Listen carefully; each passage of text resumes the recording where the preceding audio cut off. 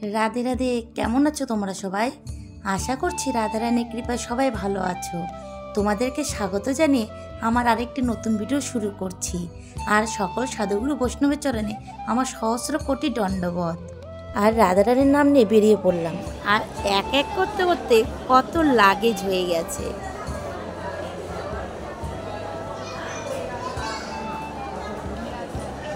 আর এই দেখো আমার স্বামী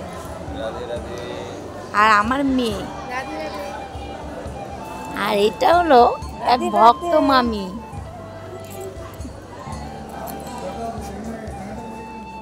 এখন আমরা রায়গঞ্জ স্টেশনে আছি। এখন ট্রেনের জন্য অপেক্ষা করছি। এখান থেকে আমরা বারসই যাব, তারপর বারসই থেকে বৃন্দাবনের উদ্দেশ্যে রওনা দেব। আর রায়গঞ্জে স্টেশনে এসে অনেকক্ষণ আমাদেরকে বসে থাকতে হয়েছে। ট্রেন একটু লেট ছিল। এখন ট্রেন চলে এসেছে, আমরা ট্রেনে উঠে পড়েছি। আর এখন আমরা বারসই গিয়ে নামবো। আর এই ট্রেনটাতেও অনেক ভিড় ছিল। এখন দেখো আমরা বারসই নেমে পড়েছি।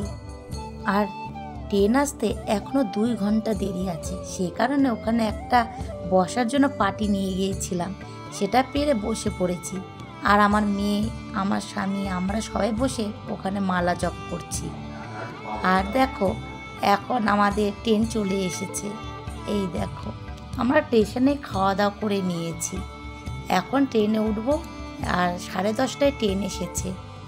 ট্রেনে উঠে খাওয়া দাওয়ার ঝামেলা থাকবে না, সেই কারণে ট্রেনে উঠে ঘুমিয়ে পড়বো। আর এখন দেখো এটা সকালে আমরা 9টার দিকে এখন আমরা একটু চাল ভাজা প্রসাদ পাচ্ছি সবাই মিলে। আমার মেয়ে, আমার স্বামী, এই মামিটা, আমরা সবাই চাল ভাজা প্রসাদ পাচ্ছি। বাড়ি থেকে চালটা ভেজে নিয়ে গিয়েছিলাম। আমরা তো বাইরের কিছু প্রসাদ পাই না, সেই কারণে বাড়ি থেকেই সব কিছু বানিয়ে নিয়ে গিয়েছিলাম। আর ট্রেনে ওঠার পর এত শরীরটা খারাপ হয়েছিল, কিছু খেতে ইচ্ছে করছিল না। সেই কারণে যা নিয়ে এসেছি সব আছে।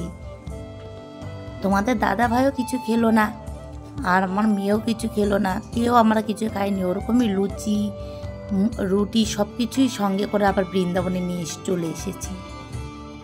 আর বাড়ি থেকে একটু ফল নিয়ে এসেছিলাম, সে ফলটাই আমরা সবাই খেয়েছি। আর ট্রেনের মধ্যে থেকে দেখো বাইরের দৃশ্যগুলো দেখতে কত সুন্দর লাগে। আমি তো ট্রেনে উঠলে বাইরের দিক করে বসে থাকি, সব কিছু দেখি। আর এই দেখো এই স্টেশনটা এলাহাবাদ স্টেশন, প্রয়াগরাজ। এখানে তো কুম্ভ মেলা হবে। আর এখানে দেখছি এই যে ট্রেনটা, এই কুম্ভ মেলার জন্য এই ট্রেনটা রাখা আছে। সব ভক্তদের বিনা পয়সায় ট্রেনে করে নিয়ে আসা হবে, তাই তোমাদেরকে একটু দেখালাম। দেখো ট্রেনটা দাঁড়িয়ে আছে। সম্পূর্ণ ট্রেনটাতে কুম্ভ মেলায় সব কিছু ছবি দেওয়া আছে। দূর থেকে ভালো বোঝা যাচ্ছিল না। আর এখন দেখো তোমাদের দাদাভাই এই ফলগুলো আমান্নি করছে। এগুলো তুলসী দিয়ে আমরা প্রসাদ পাবো। আর ট্রেনের মধ্যে এত ভিড় ছিল কি আর বলবো, একদম সারাটা দিন বসে বসে কাটিয়েছি। আর এই দেখো আমার মেয়ে উপরে বসে আছে। নিচে এত ভিড় যে লোকে বলছে তোকে আর নিচে নামতে হবে না, উপরেই থাক। আর এই মামি উপরে বসে আছে। এরা দুইজনকে উপরে বসিয়ে দিয়েছি। আর আমরা সবাই নিচে, আমি আর আমার স্বামী নিচে আছি। আমরা সবাই বসে বসে এখন কেশর প্রসাদ পাচ্ছি। তারপরে আর কি করব, বসে সবাই মালা জপ করছিলাম।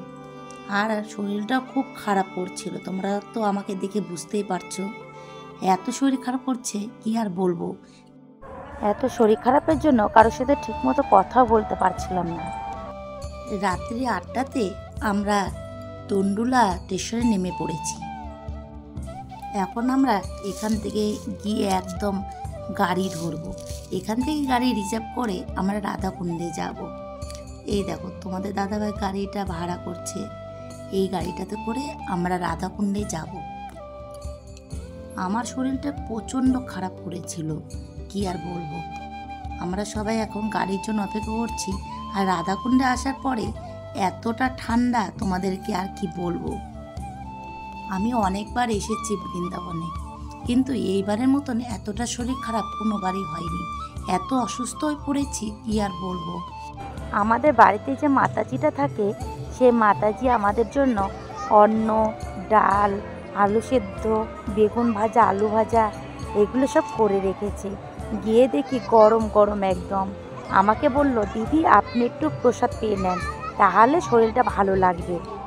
তোমরা আমায় বলেছ আমি যেন তোমাদের সব কিছু দর্শন করাই। হ্যাঁ, আমি যতটুকু পারি অবশ্যই তোমাদেরকে দর্শন করানোর চেষ্টা করব। আর এই দেখো, আমরা এখন রাধাকুণ্ডে নেমে পড়েছি। আমরা এখন এই বাড়িতে ঢুকবো। তোমরা দেখো, বাড়ি এখানে রাধাকুণ্ডে আসার পরে দেখে আমার শরীরটা অনেকটা ভালো লাগছে।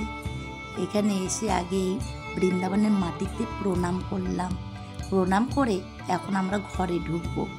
আর তোমাদের দাদাভাই গাড়ি ড্রাইভারকে টাকা দিচ্ছে। 1600 টাকা ভাড়া হয়েছিল, সেই টাকাটা দিচ্ছে। আর ভয়েসটা দেওয়ার সময়ও আমার শরীরটা খুবই খারাপ ছিল, এ কারণে খুব ধীরে ধীরে কথা বলছি, তোমরা কেউ কিছু মনে করো না। এখন দেখো আমরা বাড়িতে ঢুকবো। এই দেখো, এইটা আমাদের রাধারানী এই কুটিরটা আমাদের করে দিয়েছে বৃন্দাবনে রাধাকুণ্ডে। এই গৃহে আমরা এখন ঢুকছি। আর ওই মাতাজিকে আমি দিদি বলে ডাকি। উনি আমাদেরকে প্রসাদ দিচ্ছেন, বলছে একটু প্রসাদ পেয়ে নাও তাড়াতাড়ি, তাহলে শরীরটা ভালো লাগবে। তোমাদেরকে এই বাড়িটা ভালো করে পরে ঘুরে দেখাবো। এখন 10:30 বাজে রাত্রি। আমরা 10:30টায় বাড়িতে পৌঁছেছি। তারপরে একটু ফ্রেশ হয়ে আমরা প্রসাদ পেতে বসেছি। আজকের ভিডিওটি আমি এখানে শেষ করছি। তোমরা সবাই ভালো থেকো, এইভাবেই সবাই আমার পাশে থেকো। রাধে রাধে।